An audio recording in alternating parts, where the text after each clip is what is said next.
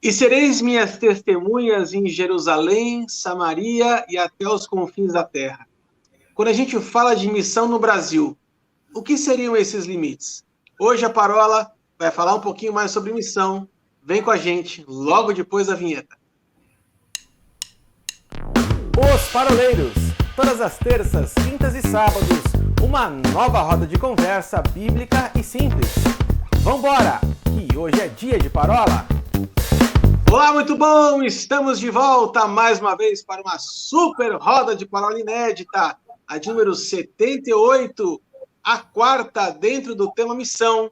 E hoje nós estamos com uma participação especial, então vamos fazer aqui um meio de campo, uma coisa mais dinâmica, começando com várias perguntas. O que é missão? Para onde ela vai? Quais são os seus desafios? Do que ela se alimenta?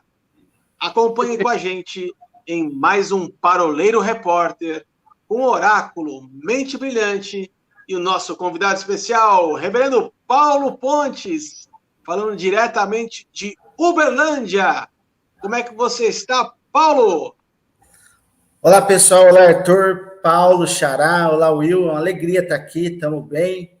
E vamos conversar aí, vamos falar desse tema que é tão precioso para nós, né? Da missão.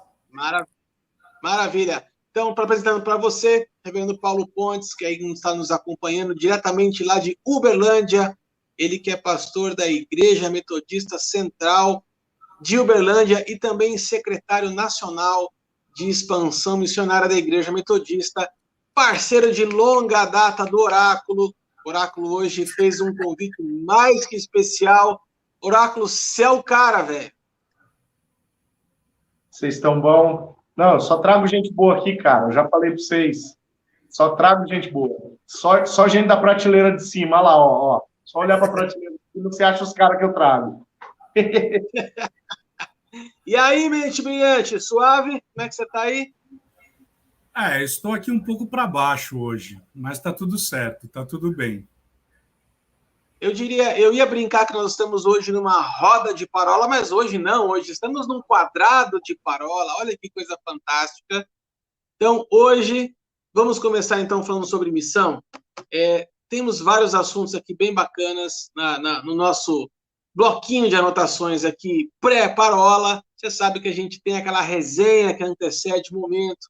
Então, hoje nós temos aqui várias coisas anotadas e a gente deseja que você acompanhe até o final esse bate-papo.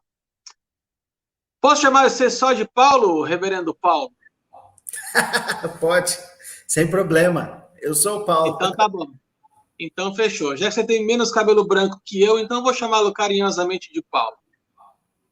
Ok. Paulo, você que está num desafio grande aí dentro da Metodista, dentro do assunto missões, a gente quer debater um pouquinho sobre esse assunto que é tão importante não só para a denominação, mas também para a Igreja Evangélica no Brasil de uma forma geral. A gente tem visto grandes movimentos de evangelismo, né? Mas a gente queria bater um papo contigo assim, na tua visão, quais hoje, por exemplo, a gente poderia destacar que são os grandes desafios da igreja, no modo geral, quando a gente fala de missões dentro do Brasil? Ok. Então, quando a gente fala de missão, a gente está falando da vida da igreja, né, Arthur? Então, eu tenho pensado, há poucos dias eu preguei sobre isso, e me veio à mente o texto de Daniel. Daniel na Babilônia se fez fiel. Então, eu acredito que nós estamos vivendo um tempo tão maluco, onde na igreja a gente encontra de tudo, e nem tudo que está na igreja é igreja de fato. Então, acho que o primeiro papel para a igreja cumprir a missão é ser fiel, como Daniel foi na Babilônia. Porque cada ser reproduz segundo a sua espécie. Uma igreja saudável vai reproduzir cristãos, discípulos de Jesus saudáveis, mas uma igreja corrompida, uma igreja com DNA alterado, ela vai reproduzir cristãos também que têm uma visão distorcida do evangelho.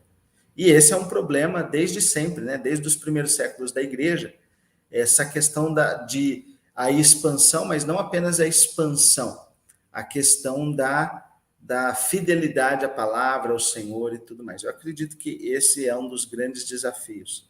Talvez eu poderia mencionar, né? Eu gosto muito da palavra multiplicar discípulos, mas eu ainda gosto mais da palavra reproduzir, porque quando às vezes a gente trabalha a expressão multiplicar, ela é muito matemática, né? E ela é legal.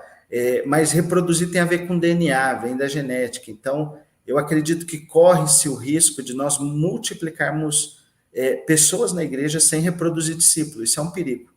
Então, eu tenho um amigo que caminha conosco, e ele fala que o cristianismo latino-americano muitas vezes se tornou um rio largo, porém raso.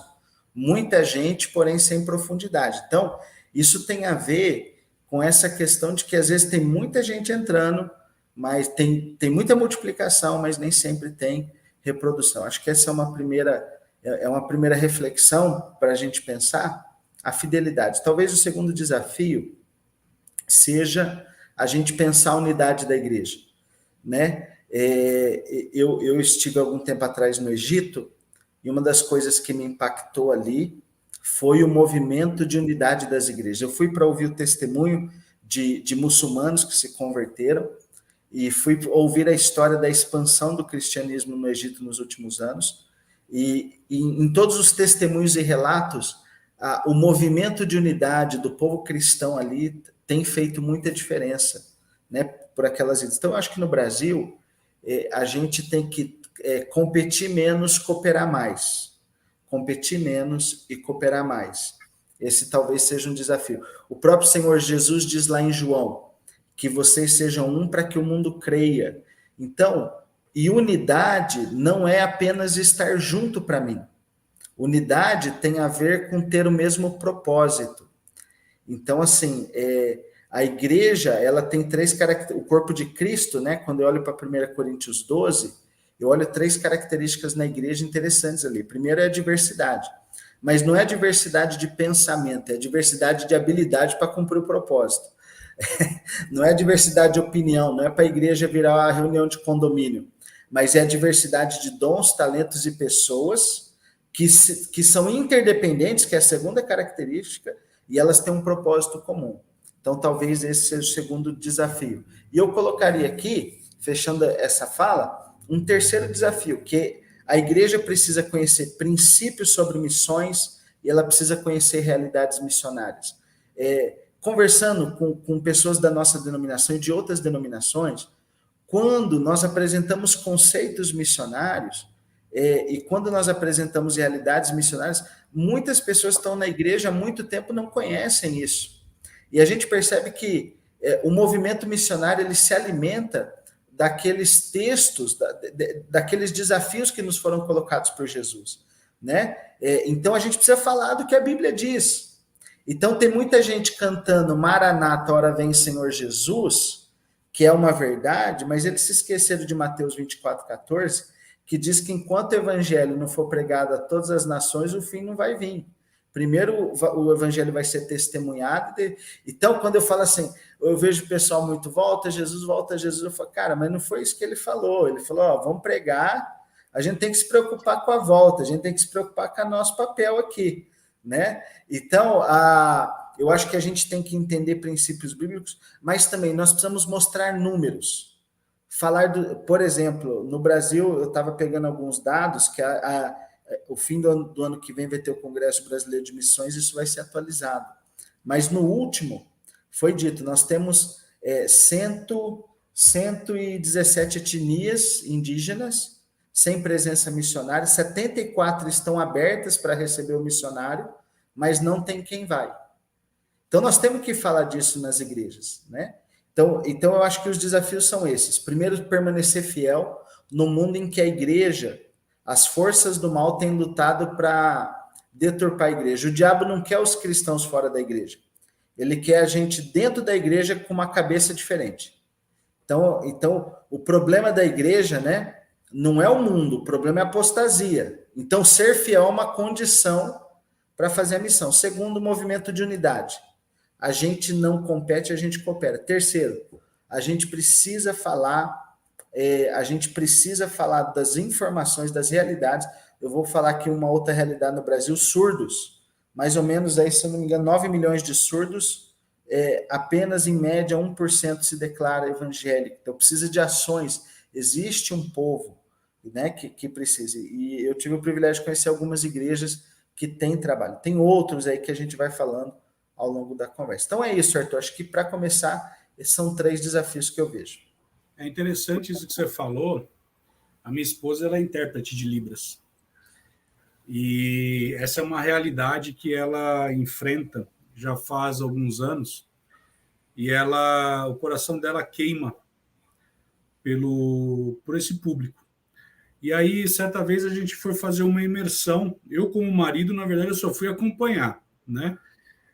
E ela mesma falou para mim, você tem que aprender, porque você sendo mestre, você sendo professor, você pode ter essa realidade, né? E aí, nós fomos visitar uma determinada denominação, onde faz um trabalho belíssimo, e nessa ocasião, ela enfrentou uma realidade que muitas vezes a gente acha que o intérprete de Libras é somente aquela pessoa que está aqui do lado da nossa tela, né, interpretando, e ainda existe um certo preconceito, dizendo assim, é uma pessoa que fica fazendo mímica. Falar que fazendo mímica do lado da minha esposa, você está querendo a Terceira Guerra Mundial.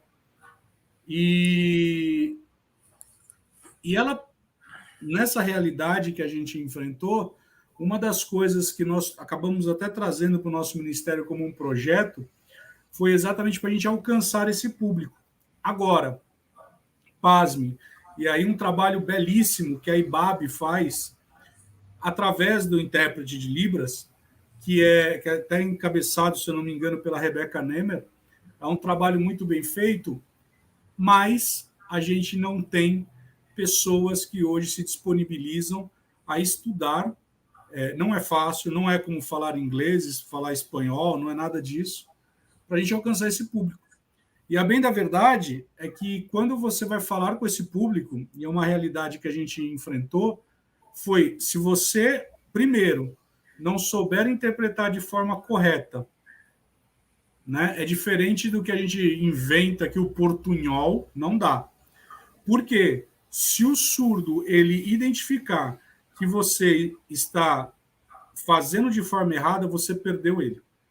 E segundo, de você ganhar esse público para que eles vejam que você está se importando com ele. Como? Não adianta dentro do cenário da sua igreja você colocar um grupinho ali do lado que a pessoa fica interpretando. Você precisa ter um trabalho de discipulado forte. E aí, Paulinho, falando Paulinho Amêndola, você que toca sempre nesse tema de discipulado, o discipulado do surdo é o discipulado mais difícil que tem. Por quê? Você, além de ter que consolidar na palavra, você tem que conquistar de tal forma esse público que ele vai ficar engajado contigo. E aí você se torna, de fato, o discipulador dele numa conotação de preferência. Ele vai ver, o Paulinho me deu preferência, o Paulinho se gastou, o Paulinho se deixou gastar e ele se dedica para falar de forma correta. Por que eu falo tudo isso, Paulo Pontes? Por um único motivo. Quando nós falamos sobre missões, a gente precisa entender qual é a linguagem que nós estamos falando. Se a gente não souber falar, a gente perde as pessoas por uma simples ignorância. E a ignorância aqui não no sentido negativo, mas na falta de conhecimento. Will, você falou uma coisa que eu quero remendar com uma fala do Paulinho e lançar uma pergunta aqui que eu julgo que seja um tanto quanto interessante e para muita gente vai ser de cair o queixo a resposta, né? Olha só, é interessante quando a gente migra para a questão do evangelismo e do discipulado de surdos, porque é uma realidade muito pontual, muito tópica. Assim como quando o Paulinho fala cerca de 117 etnias indígenas e quase 80 abertas ao evangelismo dentro do próprio Brasil, né? Existem outras realidades, Xará, que se enquadram nessa pergunta que eu vou fazer para você. Aliás, eu não vou fazer em forma de pergunta, eu vou fazer em forma de afirmação. E aí eu queria que você conversasse um pouco com a gente a respeito disso. Missões transculturais, elas podem acontecer dentro do território nacional. Sim. Eu preciso avançar para fora do país para me engajar em uma perspectiva transcultural, né? Então, essa palavra transcultural, o que as pessoas, a maioria das pessoas, né, acabam pensando? É pegar um avião e vazar daqui para outra cultura completamente diferente. Cara, a gente vive um país continental, em que nós temos, né, diversos segmentos de missões transculturais. Fala um pouco disso para a gente, Xará, por favor. Joia. Eu diria assim, é isso mesmo. O transcultural está perto da gente. Às vezes o transcultural está do outro lado da rua. Você tem um cara ali que ele tem um ecossistema de vida que é totalmente... Na verdade, né, gente, muitas igrejas são um ecossistema à parte do que vive fora. Então, quando ela sai dali, já é um contexto todo diferente. Mas, assim, falando de realidades missionárias, existem muitas realidades que alguns chamam de transcultural, outras são socioeconômicas dentro do Brasil. Eu separei alguns números aqui, eu falei dos indígenas já, 117 etnias, 74 abertas, até 2, 3 anos atrás, sem ninguém quiser ir, 37 mil comunidades ribeirinhas, que são aquelas comunidades de pescadores ou à margem de grandes rios, 10 mil se constatou que não tem nenhuma igreja, não existe nenhuma presença de uma igreja evangélica em pelo menos 10 mil dessas 37 comunidades, 37 mil comunidades ribeirinhas no Brasil. Ciganos, 1.200.000 ciganos no Brasil, menos de 1% se considera evangélico. Sertanejos, nós temos em torno de 6 mil assentamentos sertanejos com pouquíssimas igrejas, né? A maioria deles, quase a totalidade no Nordeste. Quilombolas, 5 mil comunidades quilombolas no Brasil, 2 mil sem igreja evangélica. Nós temos contextos hoje de bolsões de imigrantes, né? Bolsões de imigrantes também, sejam árabes, sejam haitianos, sejam venezuelanos, e também é um contexto transcultural perto da gente. E aí nós falamos dos surdos, e aí os extremos, olha que interessante, os extremos da sociedade também são contextos missionários. Tem pouca gente trabalhando com os ricos dos ricos e com o pobre dos pobres, ainda que se fale muito em trabalho social, ainda que se fale muito em evangelho social. Nós temos ações aquém entre os ricos dos ricos e entre os pobres dos pobres, né? Então são algumas dessas realidades. A MTB vai acompanhando isso, então isso de tempo em tempo eles atualizam, mas são realidades dentro do nosso país. Você estava falando a respeito de transcultural dentro do país, né? A gente não precisa ir muito longe. Quando eu saí de São Paulo há 10 anos atrás e vim morar em Curitiba, parece que eu tinha trocado de país, porque Sim. A própria cultura aqui é completamente diferente da de São Paulo. Na semana passada, o Wilson estava comentando sobre um missionário no Uruguai, que demorou um pouco mais de um ano, para conseguir a abertura de uma família para começar a falar do evangelho para ela. Gente, aqui não é muito diferente disso, não. Você demora até você conseguir conquistar a confiança de alguém e você conseguir falar abertamente. Quer uma outra realidade transcultural dentro do país, que acontece aqui onde eu estou, por exemplo? Você tem uma quantidade grande de venezuelanos hoje aqui. Você tem uma quantidade grande de haitianos que estão aqui. Então, você tem hoje a oportunidade de fazer missões transculturais sem sair da sua própria cidade. Se você for para São Paulo, por exemplo, você tem colônias de bolivianos, de coreanos, de tantas outras etnias que você encontra nos bairros espalhados. Você consegue fazer missão dentro da própria cidade sem precisar sair hoje do seu contexto. Mas eu queria encerrar só esse primeiro bloco, a gente fazer um gancho para o segundo bloco agora. A gente falou bastante a respeito da missão no sentido de evangelismo, né? Mas aí eu vejo, Paulinho e Paulinho, tanto que vocês falam, eu percebo que uma das grandes dificuldades que a gente tem hoje em termos de missão não é só o evangelismo, mas é principalmente a consolidação dessas pessoas. Né? Eu vi uma frase essa semana que eu achei muito interessante, que diz assim: é mais fácil você ensinar do que discipular, porque para ensinar basta você saber, mas para discipular você precisa ser. E isso torna as coisas um pouco mais difíceis, mais complicadas, né? Mas vamos deixar esse assunto para o bloco que vem.